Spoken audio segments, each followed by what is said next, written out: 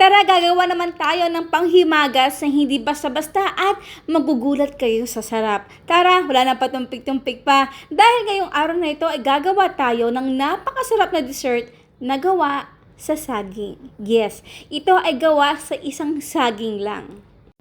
Isa na lang kasi yung saging na natitira sa aking kitchen. Kaya naman minash ko ito ng mabuti. Kailangan guys mash na mash. At ang ginamit ko nga pala dito ay lakatan. Next, gumamit nga pala ako dito ng 4 medium size na itlog. At ang kakailangan lang natin dito ay yung pinaka egg yolks. Nga pala itong egg white, syempre huwag natin itong itatapon. Pwede natin itong gawin ng scrambled eggs. Konting asin at ang ating 1/4 cup ng condensed milk. Tamang-tama na to guys kasi yung ating saging ay talaga namang medyo may pagkamatamis na. Haluin lang natin ito ng bahagya.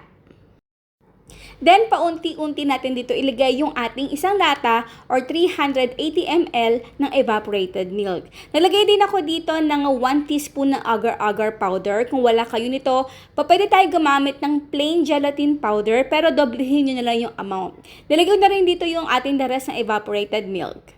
Itong ating pan na napili na panlagay dito or ating molde ay saktong-sakto na para sa ating recipe. Over medium heat, nalagay na ako dito ng half teaspoon ng vanilla essence.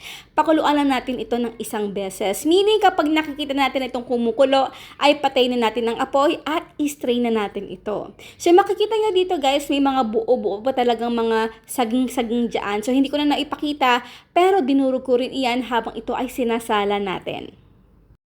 Next, ilalagay lang natin ito sa ref hanggang sa mag-set for the minimum 2 hours. At habang naman tayo ay nag-iintay at mga 30 minutes before natin ito hanguin sa ating ref, ay gagawa naman tayo ng ating caramel toppings. 1/2 cup ng white sugar, tunawin lang muna natin ito. At habang ito ay iniintay natin, nagtunaw na ako dito ng 1 tablespoon ng cornstarch at half cup ng ating tubig. Kapag natunaw na guys, ay dahan-dahan lang dapat ang lagay natin dito sa ating natunaw ng asukal dahil ang pinaka-steam nito ay medyo mainit talaga. Kaya kailangan ay dahan-dahan lang.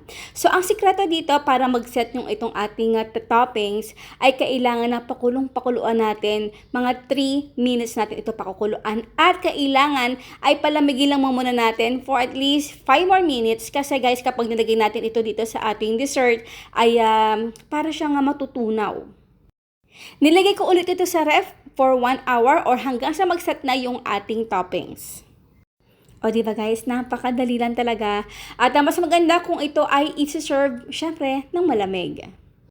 Oh, di ba guys? Napakadali lang. And now is done our no steam, no bake na banana flan with caramelized toppings.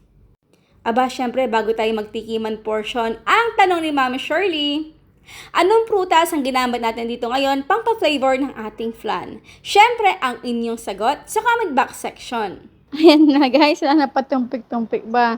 Yung slice na ginawa ko kanina, kinuha na ni Aliana. Okay, so dito na lang tayo kakain. Kain po tayo. Wow, ang creamy.